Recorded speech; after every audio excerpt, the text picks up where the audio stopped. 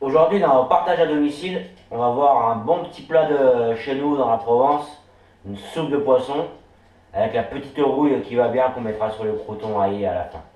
Allez, on y va. Alors, petite soupe de poisson. Regardez comme elle est belle. Toute petite là comme ça, c'est magnifique. Hein, bon, les petits poissons de roche, hein, soupe de poisson de roche. J'ai acheté chez mon poissonnier. Là, j'en ai un tout petit peu, j'en ai 250 grammes. On va faire une petite soupe de poisson pour 4 personnes à peu près. Donc, j'ai à peu près 250 grammes de petits poissons de roche, un demi-fenouil, 2 tomates, un oignon, 3 gousses d'ail, 3-4 gousses d'ail, d'accord, suivant la grosseur, nos herbes aromatiques, du thym frais du jardin, du romarin, si on a du sec, c'est pas grave, du fenouil sec en branche, qu'on trouve aux aromates également, une bonne cuillère à soupe de concentré de tomate. Là, ce sont des petites graines de fenouil. Une autre épice que l'on aurait pu mettre, mais que je n'ai pas, c'est de la badiane, de l'anis étoilé. L'élément primordial, important, obligatoire pour notre soupe de poisson et notre rouille, c'est le safran, d'accord. Un petit piment qu'on va mettre également dedans. Je vais en mettre la moitié parce que ceux-là sont très forts. Et ça, une bonne tasse à café de pastis ou de ricard. Donc, on va s'attaquer à la taille de nos légumes. Donc les légumes, on les taille grossièrement, hein. Ça sert à rien de les tailler trop fin non plus. Dans la casserole. Et on va les faire revenir tout doucement jusqu'à temps qu'ils soient bien cuits. Tac, notre ail aussi. Je vais l'éplucher un petit peu, mais je vais pas non plus juste l'écraser comme ça avec ma lame de couteau. Voilà. Vous voyez, j'en ai mis 1, 2, 3. J'ai 6 gousses d'ail, mais elles sont toutes petites, hein, donc si on a des grosses gousses d'ail, on en met 4, ça suffit largement. Et je peux également y mettre mon safran. Alors le safran, il faut y aller doucement, hein, c'est un produit qui coûte très cher. Je vous rappelle, c'est le pistil d'une fleur qui s'appelle le crocus, pour ceux qui ne savent pas. Vous voyez, là je vais en mettre une dizaine, ouais, une bonne quinzaine de filaments. C'est pas un safran de très haute qualité non plus, je l'ai acheté en supermarché. Donc il n'est pas très puissant non plus. Donc vous voyez que nos légumes sont en train de cuire tout doucement là. De confire. Ouais. Là ça fait déjà 10 bonnes minutes qu'ils sont en train de cuire dans la casserole. Je vais y mettre mon fenouil sec. Ainsi que mon concentré de tomate. Et mes graines de fenouil.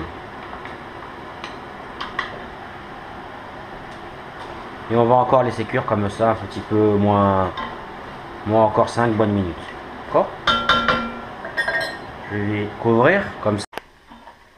Donc voilà, on a nos légumes qui ont confit bien pendant un bon quart d'heure.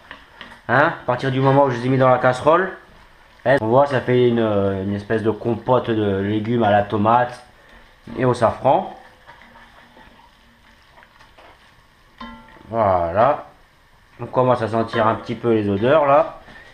Et maintenant, je vais y rajouter mes petits poissons de roche. Je vais remuer. Tout se mélange bien.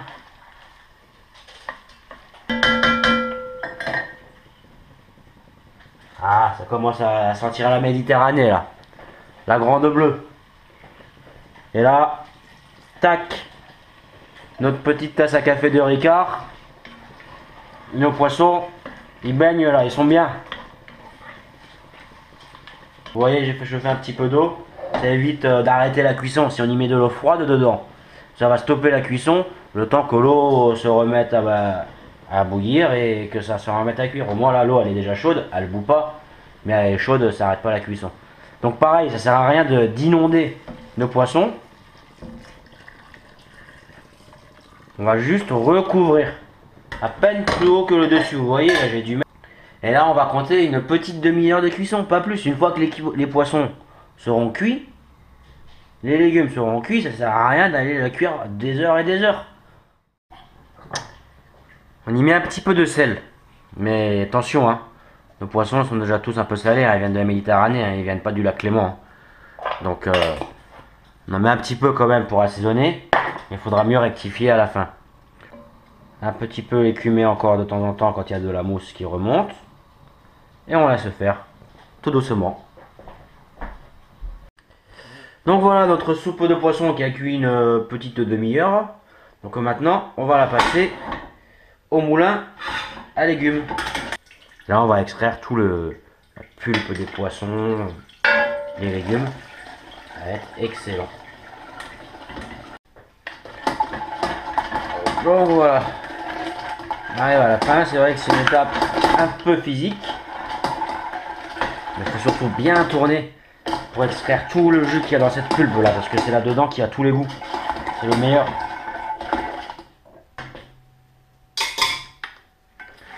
Ça, vous voyez, je vais le mettre dans une passette maintenant. Et vous voyez, tout ce jus là qui se sort. Enfin, tout ce jus. Ce qui coule là, c'est concentré en goût. Ce serait vraiment dommage de le perdre. Donc voilà. Vous voyez, avec nos 250 grammes de poisson de roche, on a fait à peu près une petite soupe de poisson pour 2-3 personnes, hein, pas plus.